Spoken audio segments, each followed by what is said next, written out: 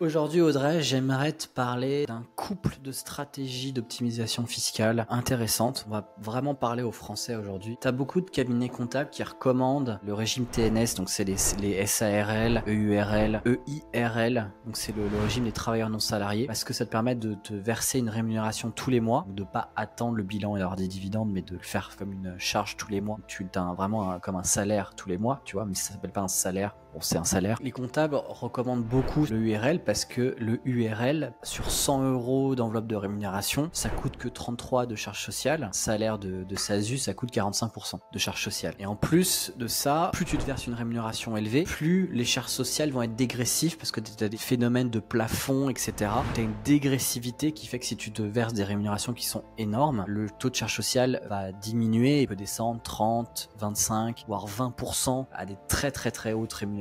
Même si en contrepartie tu vas payer plus d'impôts sur le revenu, tes charges sociales, s'il y a une dégressivité. Je trouve ça assez con en fait, la manière dont c'est mis en avant. C'est juste mis en avant pour cette histoire de rémunération moins chère. Ce que j'aimerais expliquer, c'est que moi je pense que ce statut, il est vraiment intéressant à une condition, c'est qu'on est prêt à jouer le jeu du PER. Donc, le PER, c'est une enveloppe fiscale qui te permet de placer de l'argent en bourse et de déduire finalement ces apports de ton revenu imposable. Alors avec la contrepartie que cet argent soit bloqué jusqu'à ta retraite. Il y a quelques cas très précis comme l'achat de la résidence principale, la mort d'un conjoint, etc. Mais bon, c'est tellement rare qu'il faut partir du principe que cet argent est bloqué. Donc si tu es prêt finalement à bloquer de l'argent dans une épargne retraite, ça devient une optimisation qui est assez intéressante. La réflexion entrepreneuriale en général, c'est de te demander où tu vas placer ton argent. Quelle est l'enveloppe fiscale qui est la plus intéressante? Quand tu es en SASU, la majorité du temps, c'est plus intéressant de ne pas distribuer l'argent que tu veux placer et de le placer avec ton entreprise. D'utiliser son entreprise comme un véhicule d'investissement. Après, si tu commences à avoir plein de sociétés qui parlent souvent de holding, etc. Finalement, quand tu crées une SASU, tu joues le jeu de l'enveloppe fiscale qu'est les sociétés. Tu vas avoir tout ton patrimoine qui est resté dans les sociétés. Ça a pas mal d'avantages, notamment si tu t'expatries, notamment dans l'Union européenne, tu peux déplacer le siège social de ton entreprise, donc finalement ne pas payer d'impôts et finalement déplacer ce capital dans un autre pays. Mais ça a aussi des inconvénients. Si tu joues le jeu de la SASU, tu vas payer vraiment plein pot sur les rémunérations et t'es à 50% d'impôts entre le salaire et le dividende en gros. Ce qui est assez intéressant avec le régime TNS, et moi je ne l'utiliserais que si j'étais prêt à utiliser le PER, c'est que comme le taux de charge sociale est dégressif plus une rémunération est élevée, tu vas tendre à finalement un taux de charge sociale qui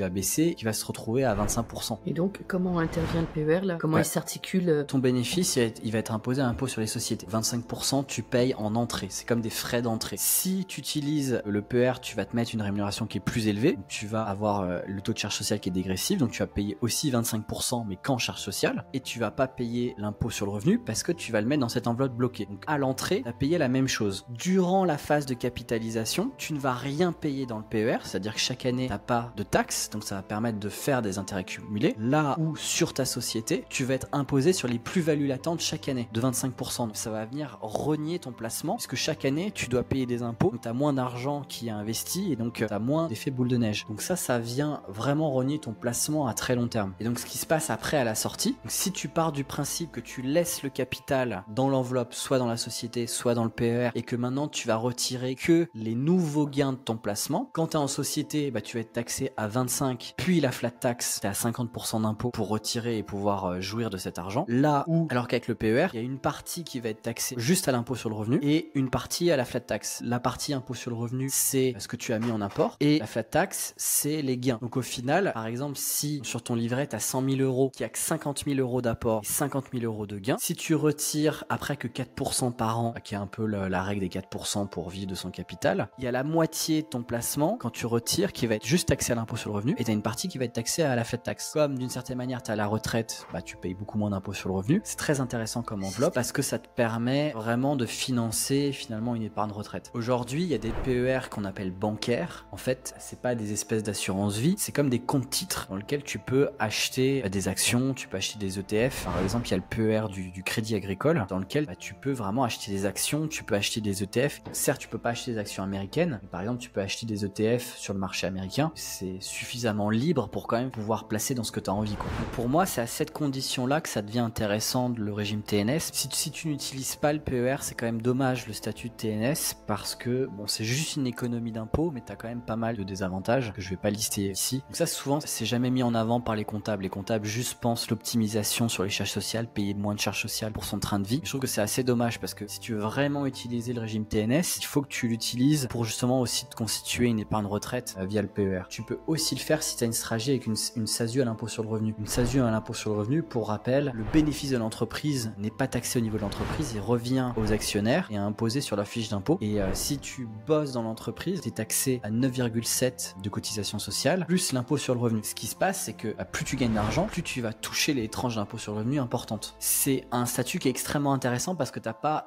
deux strates d'imposition. T'as pas l'impôt sur les sociétés et ensuite les impositions personnelles. C'est transparent qu'en fait, si t'es pas dans les tranches élevées d'impôt sur le revenu, ce qui se passe, c'est que tu payes pas beaucoup d'impôts. Tu peux avoir un taux d'impôt global pour avoir l'argent en perso, peut être à 20-30%. Si t'as que 10-20% d'impôt sur le revenu, plus les 9,7, c'est pas beaucoup en fait. C'est plus intéressant que se verser un salaire en SASU ou le régime TNS. Tu vois. Un des désavantages de la SASU à l'impôt sur le revenu, c'est que certes, tu gagnes plus d'argent au départ, plus tu vas gagner d'argent, plus tu as de bénéfices, plus ça va faire mal. Alors, qu'est-ce que font les chefs d'entreprise? Souvent, ils essaient de faire passer un maximum de frais. C'est une stratégie qui marche. Mais justement, par exemple, utiliser le PER en plus, ça permet d'aussi réduire une partie d'impôt sur le revenu. Tu vois, il y a d'autres niches fiscales d'impôt sur le revenu. Tu as notamment les emplois à domicile. Pour moi, c'est obligatoire d'utiliser cet outil quand on fait le choix de la SASU à l'impôt sur le revenu et le choix de l'EURL ou de la SARL. Et ça devrait être pris en compte dans son choix aussi entre le fait de choisir la SASU ou ces deux formes de société. On n'est pas tous pareils au fait d'être capable de bloquer de l'argent à très très long terme. Tu vois. Faut que je fasse des économies. Vous faites déjà des économies? Je peux faire mieux. Moi, je pense que si on a envie de vivre toute sa vie en France, c'est une niche fiscale qui est hyper intéressante, tu vois. Par contre, si t'es volatile et que potentiellement tous les ans tu vas changer de pays, ça pose un problème, tu vois. Tu vas plutôt choisir à capitaliser dans tes sociétés parce que ça te permet d'être beaucoup plus flexible ou au contraire de tout retirer en personnel mais pas de le mettre dans une enveloppe bloquée pour avoir cette liberté là. Il faut comprendre ce couple d'optimisation pour voir si on voit que c'est intéressant. L'État rajoute toujours des strates de complexité pour que les gens ne comprennent pas. D'expliquer la différence de fiscalité entre investir en société et investir avec le PER, ça a été relativement difficile. C'est difficile à comprendre mais c'est important de comprendre ces subtilités là. C'est ce qui permet finalement d'optimiser en France. Moi souvent quand je dis ça à mes clients, ils me disent une enveloppe bloquée etc. Ah non, j'ai pas envie. C'est complètement idiot, c'est complètement idiot. Ce qu'il faut comprendre, c'est que tu mets pas tout ton argent dans une enveloppe bloquée. Tu vois, si t'as une SASU à l'impôt sur le revenu, c'est 4100 € par an. Tu fais un virement une fois par an, c'est pas la prise de tête, tu passes un ordre en bourse par an. Tu vas pas me dire que c'est d'une complexité énorme, tu vois. Sauf que 4100 € par an, pendant 40 ans, placé à 10% par an, qui est la rentabilité du marché des actions américains historique, tu te retrouves au bout de 40 ans à avoir 2 millions d'euros. Avec la règle des 4%, c'est-à-dire que ça te génère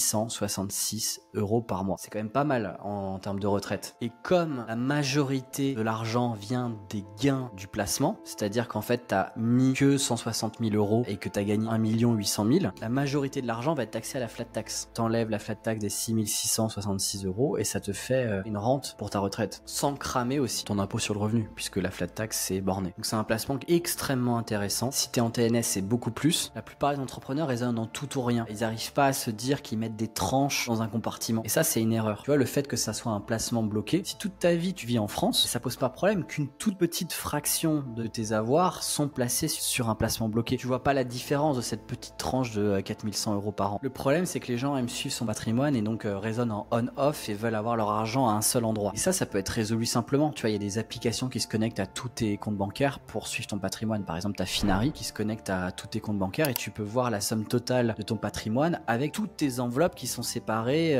T'as ton PER, t'as ta boîte, t'as ton compte d'investissement personnel. Donc c'est pas une complexité, tu vois, à gérer. T'as juste un ordre par an. On devrait le faire quand on est TNS et SASU à l'impôt sur le revenu. Mais dans la pratique, c'est que t'as très peu de monde qui utilise ce levier fiscal. Et c'est dommage. Peut-être que les gens pensent que en répartissant l'argent dans différents comptes, l'entreprise, le PER, etc., eh bien, ça réduit d'autant le montant des intérêts sur ces sommes. En soi, que l'argent soit quelque part ou quelque part d'autre, ça change rien. Simplement, les gens n'arrivent pas à s'imaginer à quel point des petites sommes investies à très long terme, ça a un effet qui est énorme. Et c'est ce manque de capacité à se projeter qui fait qu'ils n'utilisent pas des petites poches en se disant que c'est du gratte-petit. Mais non, en fait, c'est pas du gratte-petit. Tu vois, là, on a vu sur 40 ans, mais ça pourrait être plus, tu vois. 40 ans, j'ai pris 40 ans parce que c'est, en général, la période active, tu vois. C'est la période, en général, tu commences à bosser à 20 ans, tu commences à vouloir prendre ta retraite autour de 60. Après, quand t'es entrepreneur, t'es passionné, normalement, tu t'arrêtes pas à 60, t'as d'autres activités. On a vu bah tu vois, 4100 € par an, 10% pendant 40 ans, ça fait 2 millions d'euros. 2 millions d'euros, c'est pas négligeable. Hein. Oui, si tu suis ce raisonnement-là sur 2-3 comptes, là d'autant plus. Exactement. En plus, cet argent pourra être transmis. Peut-être que dans une stratégie globale, tu vas utiliser juste ton PER pour vivre de ta retraite quand t'es vieux. Et du coup, tu vas transmettre beaucoup plus en avance ton entreprise. Moi, je pense que le problème des petites tranches, il faut aussi le voir aussi comme une manière de se déculpabiliser. C'est-à-dire que bah, si tu mets 4100 € par an pour ta retraite, bah en fait, d'une certaine manière, tu te dis que tu constitues ta retraite. Et donc, ça te permet de mieux allouer l'argent de l'entreprise et ton argent personnel dans ce qui est important. L'argent de l'entreprise pour réinvestir et ton argent personnel pour le claquer. Si tu donnes pas des objectifs précis à l'argent, t'es dans une espèce de brouillard parce que cet argent-là doit être capable d'assumer la responsabilité de tout, de ton train de vie, des investissements et de ta retraite. Si par exemple tu utilises cet outil-là juste pour préparer ta retraite, bah bon, ta retraite elle est assurée, tu vois, avec 2 millions d'euros, ça c'est bon quoi. Et donc ça te permet de peut-être prendre plus de risques avec ton entreprise, de te rémunérer plus. Donc c'est important en termes de clarté d'esprit quoi. Et évidemment, quand tu choisis le TNS, moi je te conseille de l'utiliser à fond. Et là, bon, c'est des calculs qui sont assez complexes et bon, la complexité est là pour dissuader les gens. Quand t'es TNS, ça peut représenter des sommes jusqu'à 60 000 €, etc. pour des très grosses rémunérations, pour les très grosses entreprises. T'imagines si c'est pas 4100 € mais que tu mets des dizaines de milliers d'euros par an, ça représente des sommes qui sont énormes. Oui, il y a quoi se motiver là à se pencher sur la question. Exactement.